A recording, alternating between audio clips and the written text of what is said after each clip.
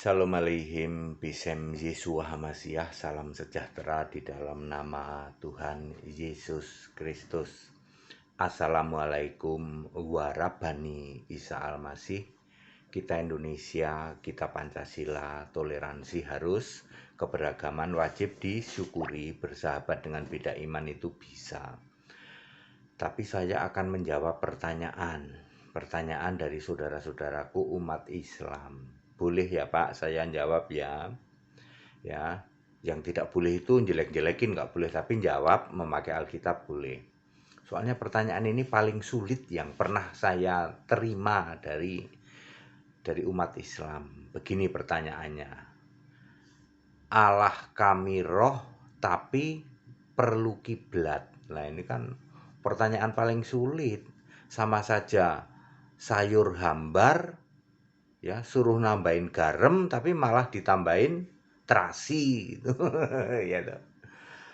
Oh, sayurnya hambar nih kurang asin, malah ditambahin terasi ya toh. Ya nggak cocok Pak. Allah roh kok perlu kiblat, ya nggak cocok. Kalau pakai kiblat Allahnya harus dat, yaitu sesuatu yang bahasa mudahnya sesuatu yang berwujud. Jadi ya Allahnya itu ya yang disembah itu. Mari kita flashback ke belakang ya. Orang Yahudi itu menyembah ke tabut perjanjian.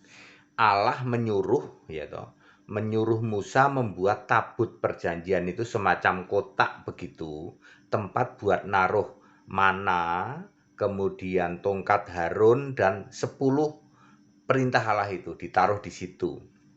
Ketika perang ya toh, tabut ini dicuri, direbut sama orang Palestina ya, lalu orang Palestina itu kena tulah, dibalikin lagi. Pas dibalikin tinggal 10 perintah, mana sama tongkat Harun udah nggak ada ya. Jadi terakhir kali isi tabut perjanjian cuman 10 perintah Allah. Di tabut perjanjian itu ada tutupnya tabut gitu, tutupnya kotak itu ada kerup itu ukiran malaikat yang bersayap. Sayapnya berapa kerup ya? Kerup itu sayapnya, tunggu ya, kalau yang 6 yang mana ya? Ya pokoknya bersayap ya. Kalau nggak salah bersayap 4 ya, mukanya 4, bersayap 4. Itu kerup. Kalau serafim mukanya 4, bersayap 6 ya. Kerup. Nah, di antara dua kerup itu, kerupnya di kiri sama di kanan, disitulah Allah berkata, aku akan hadir melalui di antara kedua kerup itu. Lalu ketika Musa mendengar perkataan Tuhan, aku akan hadir, maka semua jemaat Israel disuruh minggir. Lalu dari kerup itulah, dari antara dua kerup itulah terdengar suara Allah. Tentu saja Allah itu yang dimaksud adalah roh ya. Yang bisa bersuara itu roh. Ya, roh Allah itu adalah Yesus, suara Yesus. Ya, disitulah Allah hadir. Nah, karena Allah hadir itu di dalam tabut, maka tabut ini disembah, sujud menghadap tabut.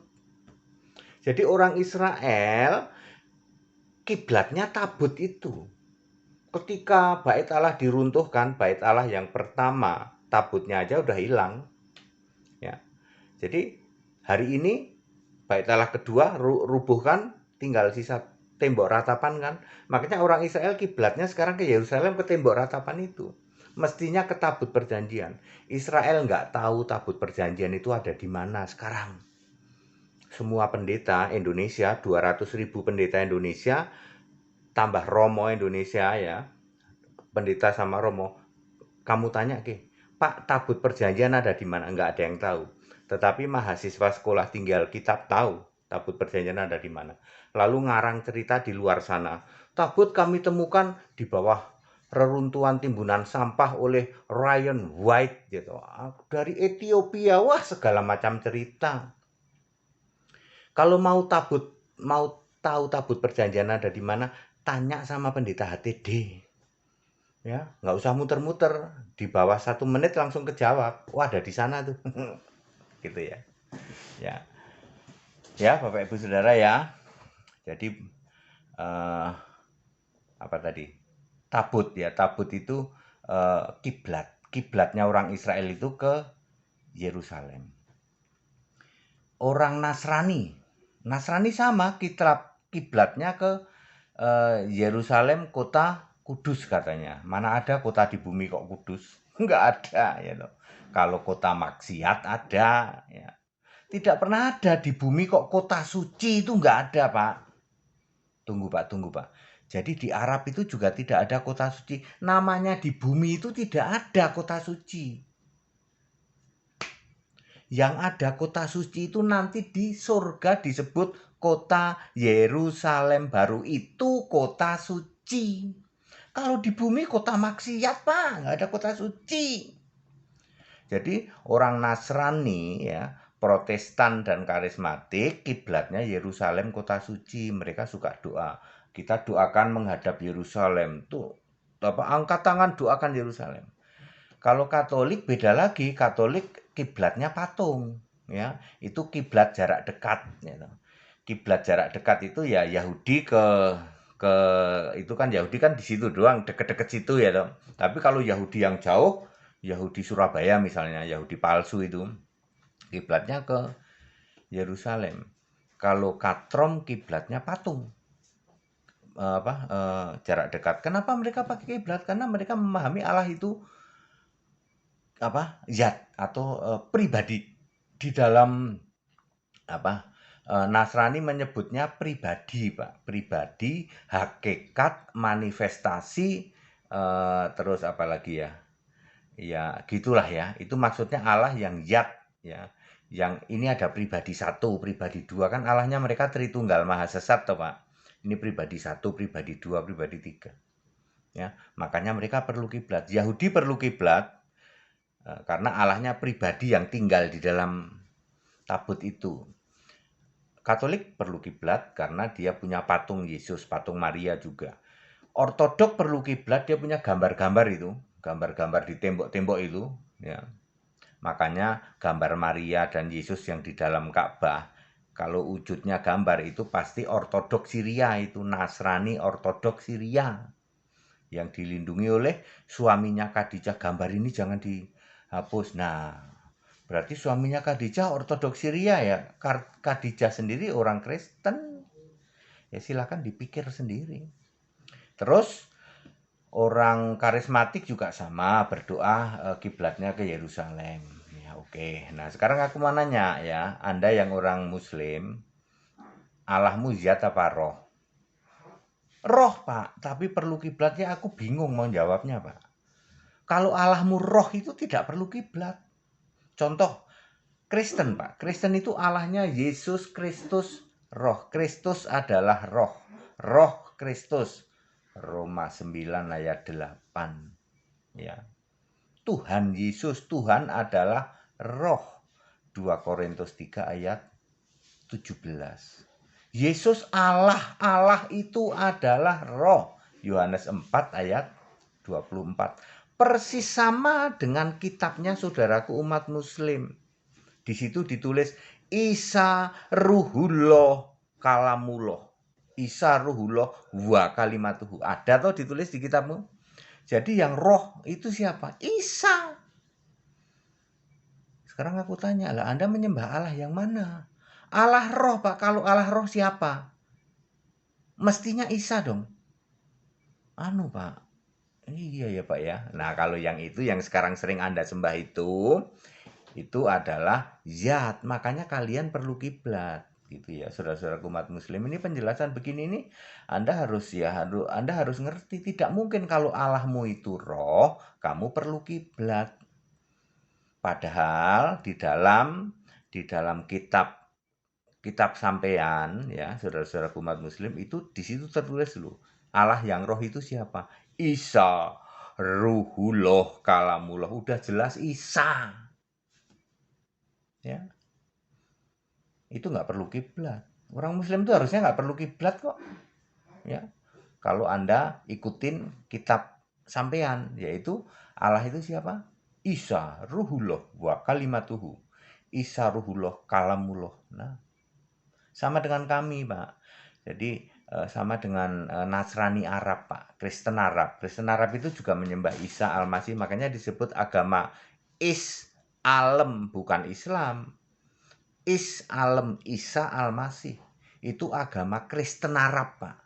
Yang disembah Isa Ruhullah wa kalimatuhu. Ya. 16 nabi yang ada di kitab sampean nyembahnya Isa Ruhullah wa kalimatuhu. Ya.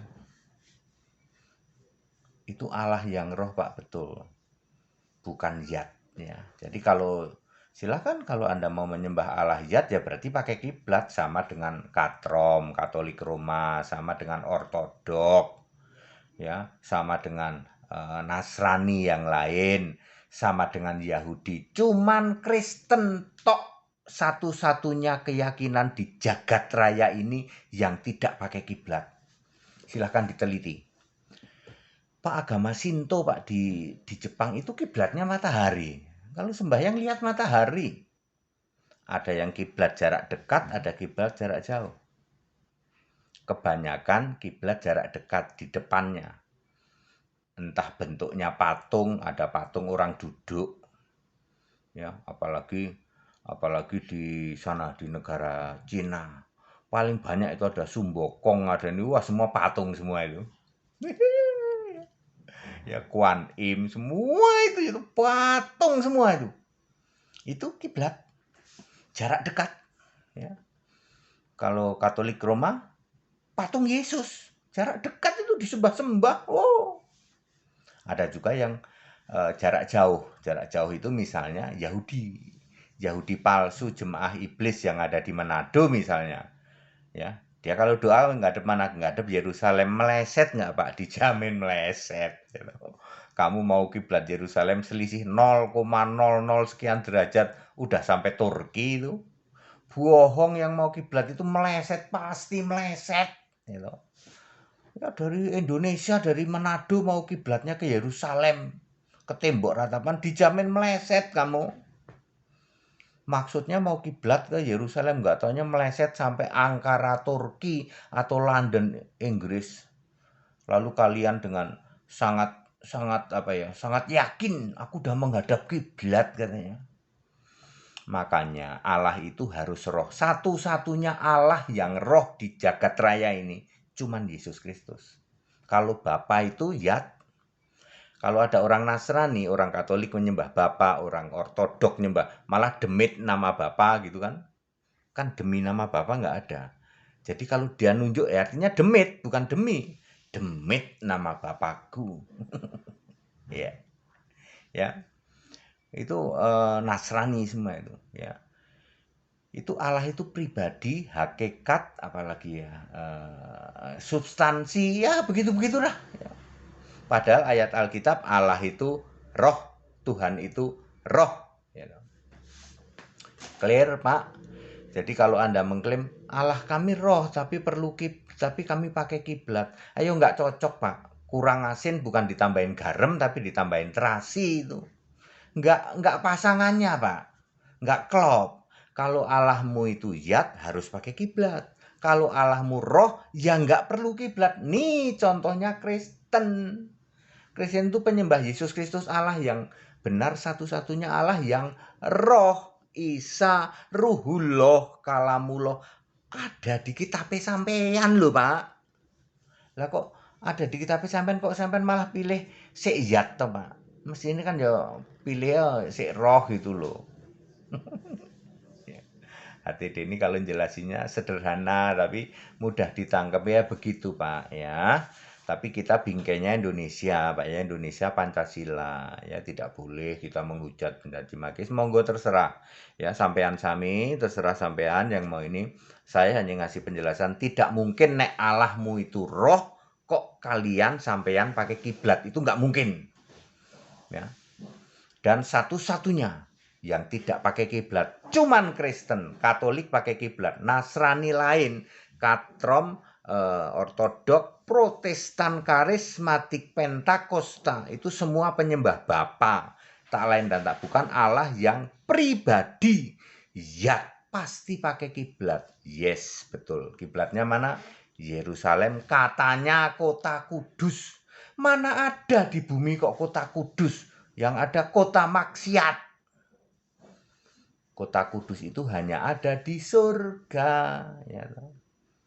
Yang disebut kota Yerusalem baru, Wahyu 21 ayat 9 sampai 27. Nah, itu dia. Padat, singkat, dan clear. Kita Indonesia, kita Pancasila, toleransi harus, keberagaman wajib disyukuri, bersahabat dengan beda iman itu bisa. Kalau toh dalam kehidupan sehari-hari kita mendapati kenyataan, loh kok keimanan kita tidak sama, ya nggak apa-apa. Toh kita bisa hidup bersama-sama. Ayo saling menghargai, saling menghormati, jangan hujat, jangan caci maki, sebab menghujat mencaci maki itu dosa. Segala hormat, kemuliaan untuk Yesus Kristus, satu-satunya Allah yang benar, yang penuh hikmat, yang kudus, yang benar, Alfa Omega, yang maha kuasa, Allah segala masa, sebelum segala abad, sekarang sampai selama-lamanya. Tetap bersama saya, Pendeta Henry Tandianta, MPS. Haleluya, amin.